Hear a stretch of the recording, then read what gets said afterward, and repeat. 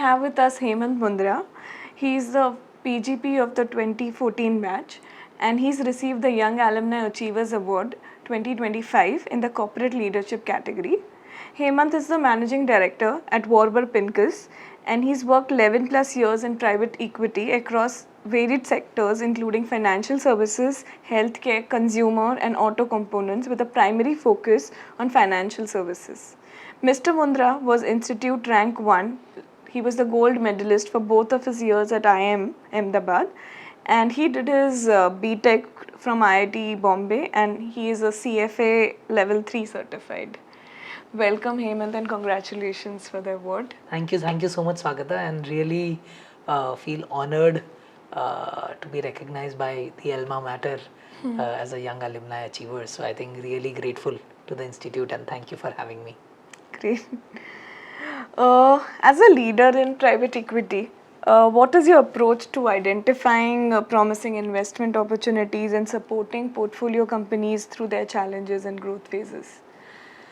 Very interesting question, I would say. So I think what has worked for me, and everyone has their different style in investing. The good thing is there's no one right answer. But for me, what has worked well is I've always focused on going deep in identifying the select sub-segments that I like. So let's say financial services, where I've spent majority of my time and I lead our practice for Warburg in India in financial services. I would say that these are the sub-segments that I like, and that may change over a period of time, right? And then go deep, meet all the companies within that sub-segment and have a point of view ready even before a deal is launched. Okay. That allows you to be very razor sharp to say this is what I want to do and this is what I don't want to do. Because what ends up happening in private equity, lot of people, if you're chasing too many things, you end up not doing anything. Okay. So it's having a clear focus and having a clear thesis ahead of time really allows you to make sure that you are able to close the investment that you want to. The other thing that has worked well for me is having your own conviction rather than borrowed conviction. Again, if you have your own conviction, if you are able to take bets which others aren't willing to, I think that allows you to really make good returns if they work out well. And of course, you then need it. It is a positive loop that gets created. You further back your own capabilities, and I think that has really worked for me in private equity, I would say. Okay. Coming to the portfolio side of things, that's the most exciting part, I would say, because there, I would say this is one of the few industries or amongst the only industry where as a very young professional, you are actually interacting with the CXOs, CEOs in most scenarios. And these are all exceptionally driven individuals, but more importantly, great leaders who have built teams, companies in that sense. So at a young age, being able to work with them, work alongside them and have a really inside view and being interacting right at the top, I think your ability to influence and work with them is quite meaningful. And what you can really do is quite meaningful. In that sense, at least my learning, whatever I've learned in, let's say, financial services, a lot of it is because of the portfolio work that I've done. So when you invest and then when you work with the team and the portfolio company CEOs, CXOs, if you're someone who is like a sponge and can absorb things, you learn, and that improves your investing acumen for the next time. And that really works well for me. So I genuinely enjoy the working alongside portfolio companies, helping them grow. And I think when you do that and when companies scale up, you feel good that over a 5-7 year period you have created so much employment, you have created meaningful impact. And not only, and when that happens, invariably returns follow. Right. And you worked across different kind of things from financial services, healthcare, consumer, auto component sectors in private equity. Which project or investment stands out as the most transformative in your journey? Yeah, I would say again, so I have predominantly, I would say financial services over the last 6-7 years. Earlier I had done all sectors when you start. One investment that as I was reflecting when you asked this question that really stands out is I've invested in a business called Avance. Okay. Avance is an education finance entity. Okay. So I think it's a company which effectively funds students who wants to go pursue their ambitions either in India or abroad. Okay. So wanting to go masters in US, in Europe, in India, in anywhere, and I think they fund that. They also fund institutes. So they fund effectively colleges. So I think this is something that there's purpose as well, where effectively are enabling a lot of children. And I would say earlier going abroad was a more upper end phenomena from the income segment. I think being able to do this segment well, we have been able to unlock the potential of lot of middle class families and even lower class families, where the impact has been transformational, because it's not like you're changing one life. As you would know, education changes the life of the full family in that sense, and I think feel really proud of being part of that. So I led that investment in 2019. We invested like close to $150 million then, and then we further invested in that business, so roughly $190 million, and we used to own 80% stake. This, to give you perspective, when we had invested was like roughly 25 crore PAT company. This year we did achieved F25, we achieved 500 plus crores of PAT. In financial services, the AUM is measured. So this used to be a 2.5, 3,000 crore AUM business. Today it's like close to 19,000, 20,000 crore AUM business. So we have seen serious scale up that has happened, and that has unlocked potentials of so many students, and it feels very satisfying. And this, to be honest, being able to take that call, it wasn't an easy call, because education finance wasn't a discovered category, I would say 7-8 years back when we did this investment. But I had that, again, like I said, had the conviction to say that this is a multi-decadal phenomena. There's so much aspirations in the Indian middle class, and the students are really bright, and the developed economies will always have demand for skilled professionals. So that was the thesis, and feels quite really happy that it has worked out so well, and more importantly, it has also created meaningful impact. Right. So that's one close to my heart, Avance Finance. So there's this direct impact that you can have on the sector as well as the country also through private equity. Can you talk about that? So I would say, I think the power of, if you use it well, I think it, like you said, it can be quite transformational. I think if you think about our India portfolio, we'll probably be employing, again indirectly, not directly through our portfolio, means maybe more than 100,000 employees. That's serious scale in that sense, right? And when I'm saying that our companies have grown so much, effectively that has led to so many more employment opportunities, and then the customers enablement is a completely different point altogether, but that's massive. If you think about the impact that the industry in general, private equity, has had, I think if you think 15 years back or even maybe 10 years back, predominantly it was people who had a family background of business were the ones who went into entrepreneurship or had the capital. What private equity has done is unleashed that entrepreneur, where you don't need to come from a background of capital. As long as you have the skill sets that are required, capital is available. And we have unlocked so many of these entrepreneurs. So across all my portfolio companies, it's predominantly CEOs who are first generation CEOs who have spent 25-30 years in an industry in that sense, and today they are mini entrepreneurs. The amount of wealth creation that has happened for them as well is quite transformational, which then percolates down in that sense, right? If you think about it. So I think private equity has really helped in unleashing the power of Indian entrepreneur, I would say. Very, very good. And compared to Western countries, how do you think the private equity market in India works, or what are the opportunities here? So I would say we are still at the nascent stage. I would say we are probably phase 1, maybe getting into phase 2 of private equity in India. To put things into perspective compared to the developed markets like US, I think US, this industry started in 1960s.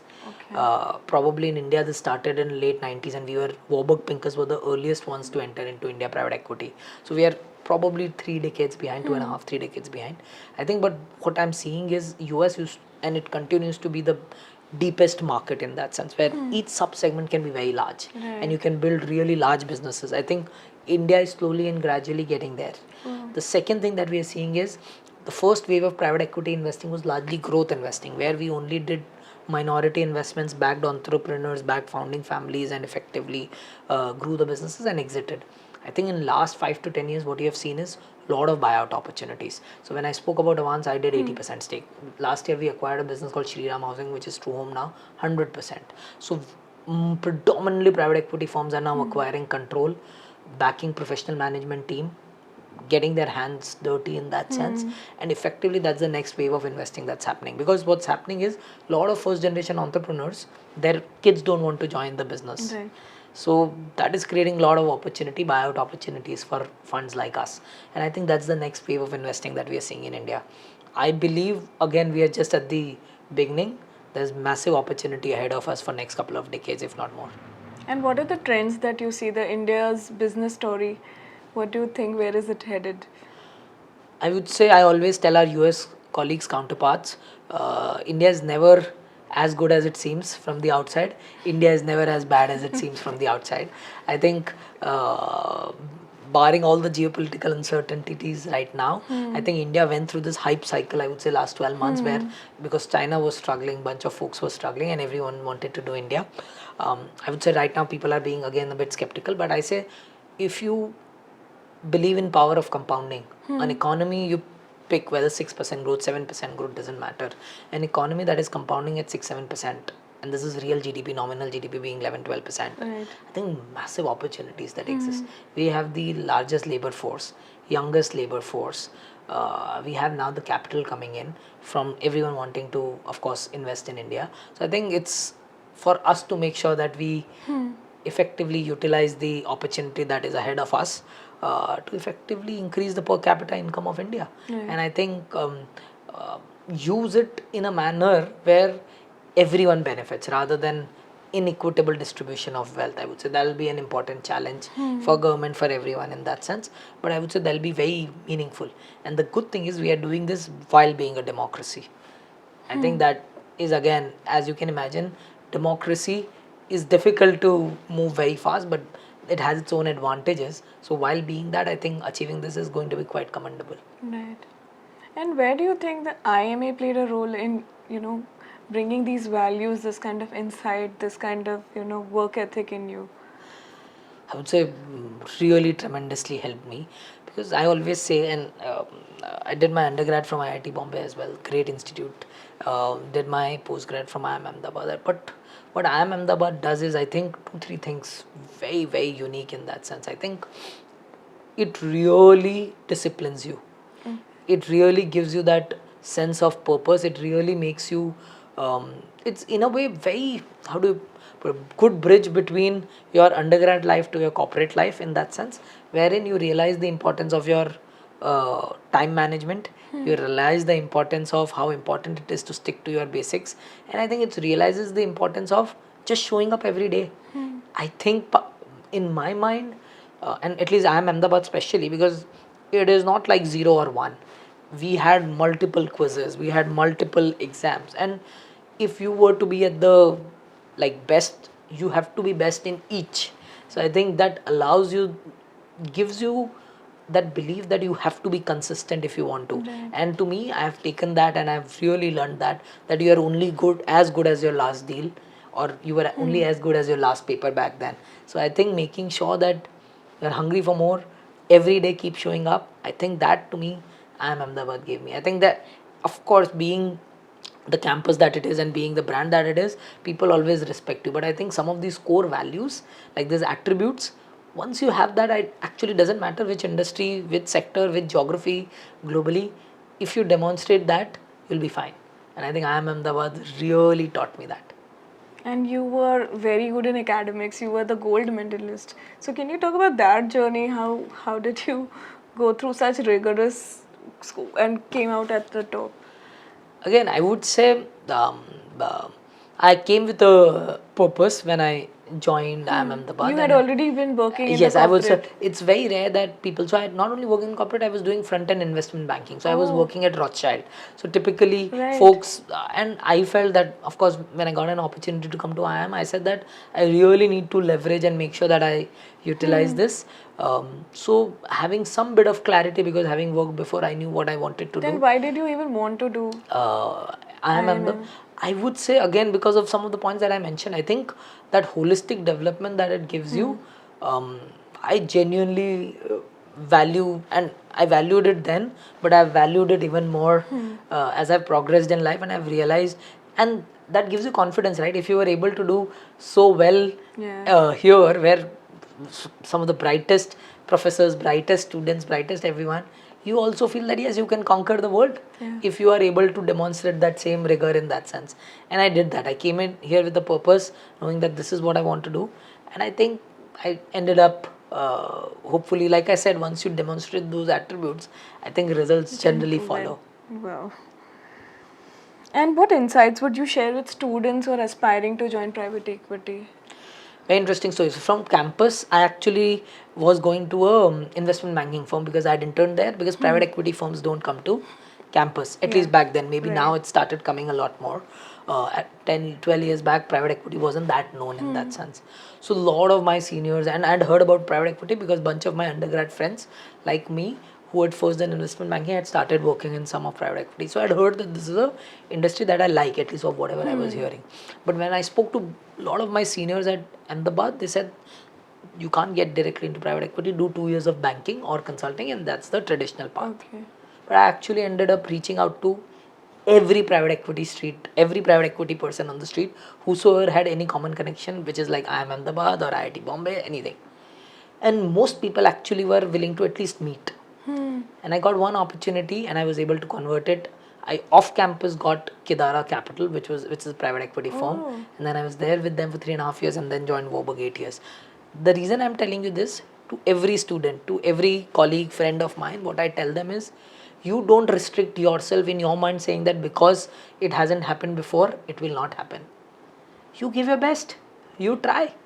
If you do that, I think the chances are, odds are, maybe 100 out of 100 people will say no, but even if one person says yes, you'll be able to get in. Because getting into private equity is tough. So my only point is, don't restrict, reach out to folks, and it'll be really, you'll be surprised that more people will be helpful rather than otherwise. So at least I was beneficial, and I want to make sure that I give it back to the other folks as well.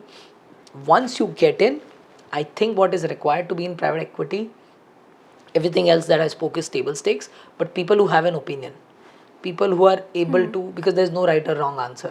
Unlike math, like looking at the same company, someone is buying and someone is selling, so there can't be, Right. Of course, of the course, same answer, opinion. right? But having a strong opinion backed by facts and being able to get a deal done, I think that's the most biggest differentiator. I've seen smartest people doing all the analysis, paralysis, but are not able to take a call. Decision. These are the 10 positives, these are the 10 negatives.